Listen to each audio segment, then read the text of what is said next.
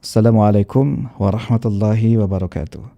Alhamdulillahi wassalatu wassalamu ala rasulillah wa ala alihi wa ashabihi wa man tabi'ahum bi ihsanin ila yaumiddin, amma ba'd. Para bapak dan ibu sekalian, para jamaah, para karyawan dan karyawati Yakkes Telkom Jawa Barat yang semoga senantiasa berada di dalam lindungan Allah Azza wa Jalla.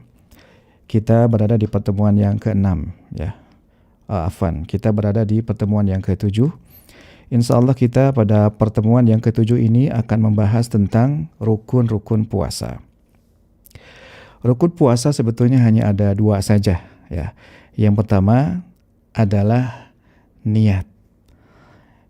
Di dalam surat Al-Bayyinah ayat yang ke-5, Allah Azza wa Jalla berfirman, "Wa ma umiru illa liya'budullaha mukhlishina lahuddin." Dan tidaklah mereka diperintahkan kecuali agar mereka ibadah hanya kepada Allah dengan memurnikan ibadah ketaatan itu hanya untuknya.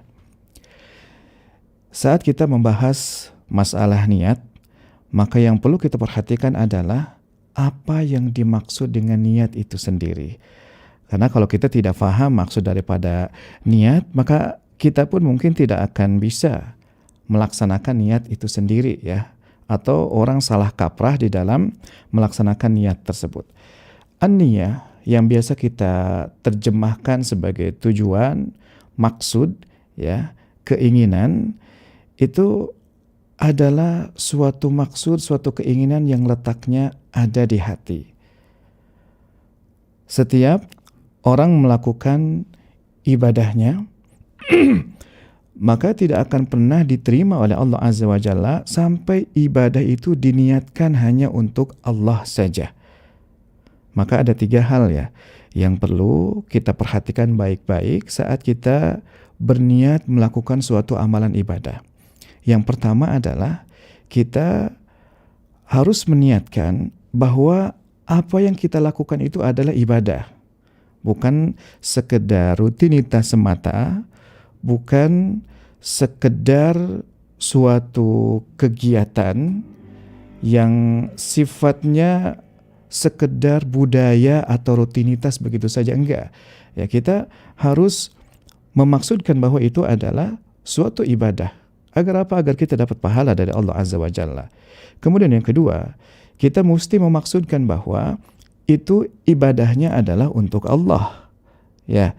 Jadi setelah kita memaksudkan bahwa amalan kita itu adalah ibadah, bukan suatu rutinitas semata, kita pun mesti memaksudkan pula untuk siapa ibadah ini kita lakukan.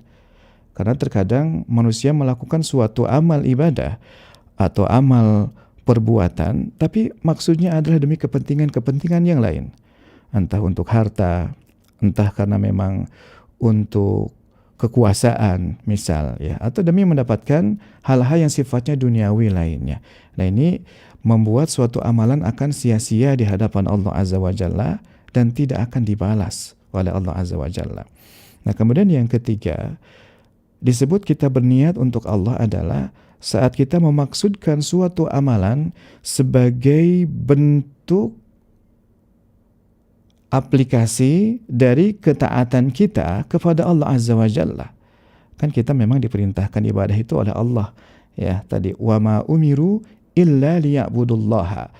Tidaklah mereka diperintahkan kecuali agar mereka itu ibadah kepada Allah.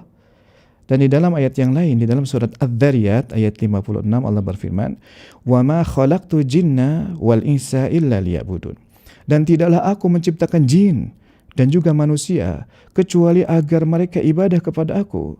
Maksudnya kecuali agar mereka mentauhidkan aku, mengesahkan aku di dalam ibadah dengan memaksudkan semua ibadah itu hanya untuk Allah saja.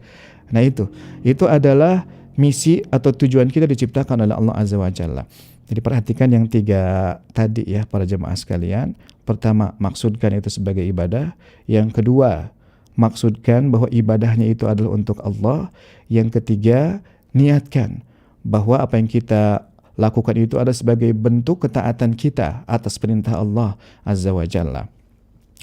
Lalu kemudian Rasulullah SAW juga bersabda di dalam hadis yang sahih, ya, innamal a'malu binniyat wa innamal likulli imri'in ma nawa. Kata Nabi, setiap perbuatan pasti ada tujuannya. Setiap perbuatan pasti ada maksudnya, ada niatnya. Wa innamal likulli imri'in ma nawa. Dan setiap orang dia hanya akan mendapatkan balasan, hanya mendapatkan upah dari Allah Azza wa Jalla sesuai dengan apa yang ditujunya, sesuai dengan apa yang diniatkannya.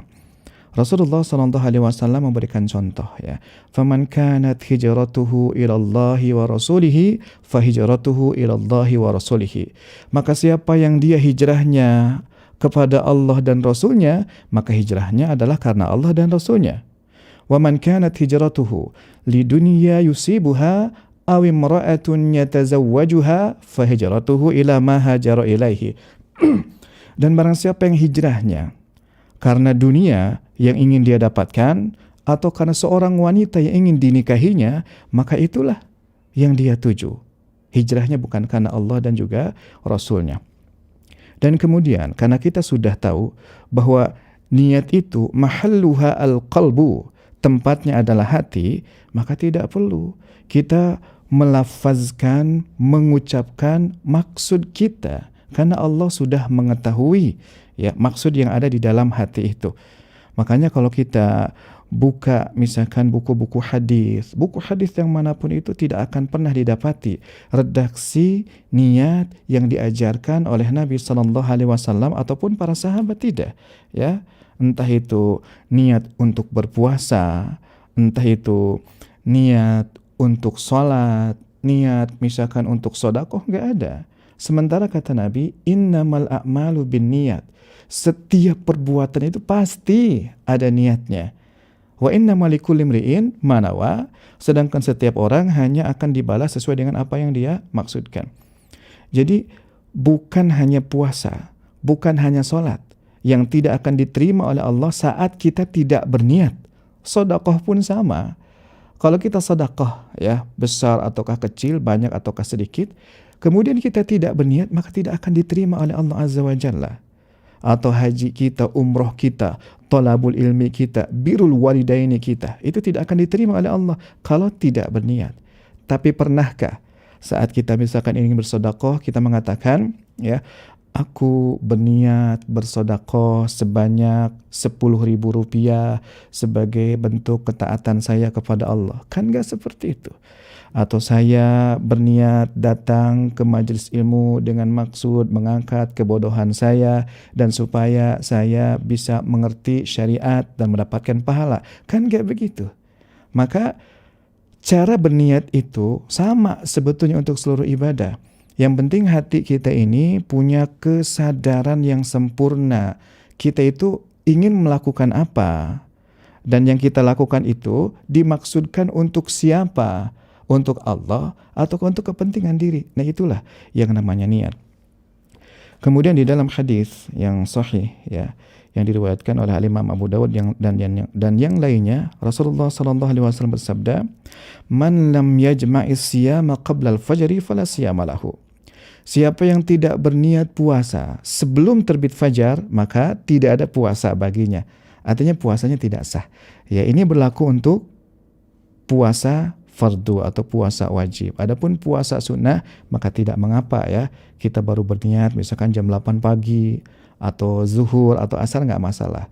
Tapi khusus untuk puasa wajib, maka niat kita harus sudah terlebih dahulu hadir sebelum terbitnya fajar. Itu rukun yang pertama.